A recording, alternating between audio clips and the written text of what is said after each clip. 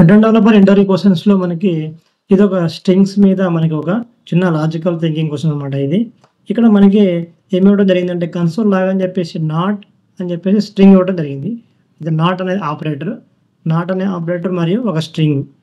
సెస్టెక్ labs అని చెప్పి ఒక స్ట్రింగ్. నాట్ అని చెప్పి సెస్టెక్ నాట్ స్ట్రింగ్ అని చెప్పి ఇవ్వడం జరిగింది. రెండవది టైప్ ఆఫ్ స్ట్రింగ్. ఈ యొక్క ఏదైతే మనకి సెస్టెక్ ల్యాబ్స్ ఉందో దాని యొక్క టైప్ ఆఫ్‌ని అడగడం జరిగింది. ఈ 2 ఇక్కడ అడగడం జరిగింది. మనకి దీని యొక్క అవుట్‌పుట్ చూసినట్టయితే మనకి ఫస్ట్ వన్ ఫాల్స్ వచ్చింది. సెకండ్ వన్ స్ట్రింగ్ వచ్చింది. ఎందువల్ల ఫాల్స్ వచ్చింది అని చూసినట్టయితే ఇక్కడ మనకి ఫస్ట్ వన్ ఫాల్స్ వచ్చింది. ఎందువల్ల వచ్చింది ఫాల్స్ చూసినట్టు దీని గనుక మనకు ఒక లాజిక్ అనేది ఉంటదనమాట. ఏంటా లాజిక్ చూసినట్టయితే ఇక్కడ మనకి జావా స్క్రిప్ట్‌లో నాన్ ఎంప్టీ స్ట్రింగ్స్ అన్నీ కూడా ట్రూస్ అనమాట. ట్రూ. నాన్ ఎంప్టీ స్ట్రింగ్స్ అంటే ఇప్పుడు ఇది నాన్ ఎంప్టీ.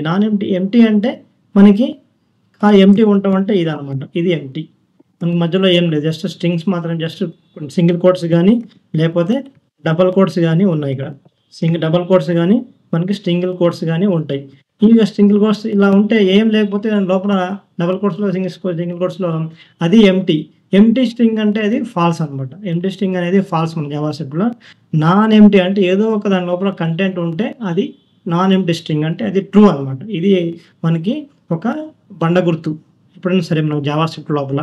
అయితే ఇక నాన్ ఎంప్టీ స్ట్రింగ్ కాబట్టి ఇది మనకి ఏంటి ట్రూ వాల్యూ.